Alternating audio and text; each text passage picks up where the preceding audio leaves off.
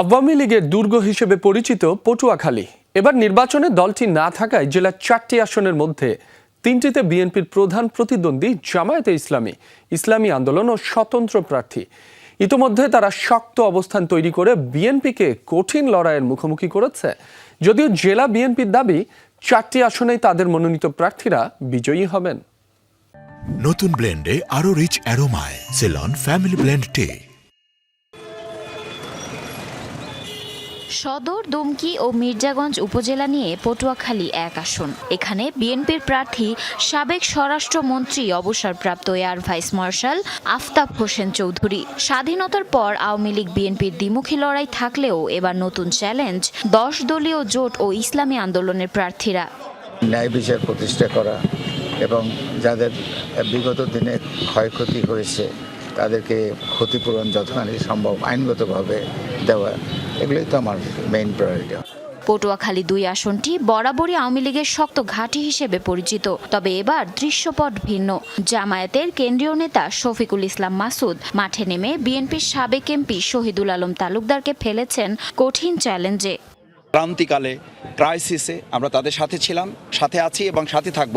এই আস্থা আমার সম্মানিত বাউফলবাসীর মধ্যে অর্জিত হয়েছে। গলাচিপা ও দশমিনা উপজেলা নিয়ে পটুয়াখালী 3 আসনটিও আলোচনার কেন্দ্রে। এই আসনে বিএনপির জোটের প্রার্থী গণ অধিকার পরিষদের সভাপতি ও ডাকসুর সাবেক ভিপি নুরুল হক নূর। তার জন্য বড় চ্যালেঞ্জ স্বতন্ত্র প্রার্থী ও বিএনপির বহিষ্কৃত নেতা হাসান মামুন। চরাঞ্চলে ইসলামী আন্দোলনের শক্ত ভোট ব্যাংকও বদলে দিতে পারে হিসাব।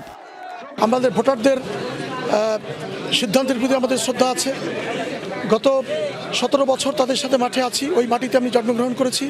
কলাপাড়া ও রাঙ্গাবালী উপজেলা নিয়ে পটুয়াখালী 4 আসন। কুয়াকাটা, পায়রা সমুদ্রবন্দর ও তাপবিদ্যুৎ কেন্দ্র ঘিরে সারা বছর আলোচনায় থাকা এই আসনটিতেও হাড্ডাহাড্ডি লড়াইয়ের আভাস রয়েছে। এখানে ইসলামী আন্দোলনের প্রার্থী সাবেক এমপি মোস্তাফিজুর রহমানের শক্ত অবস্থান চাপে ফেলতে পারে বিএনপি প্রার্থীকে। আমি দীর্ঘ 40 বছর এই জনপদের সাথে আছি এবং আমি বোধহয় একমাত্র ব্যক্তি এই এলাকায় যারা প্রার্থী হয়েছেন, যিনি সার্বক্ষণিকভাবে এলাকায় মানুষের সুখে দুঃখে মানুষের পাশে থাকি। সব চ্যালেঞ্জ মোকাবেলা করেই 4টি আসনে জয় নিশ্চিত করবে বিএনপি, এমনটাই প্রত্যাশা দলের নেতাকর্মীদের। নির্বাচন মানেই প্রতিযোগিতা থাকবেই।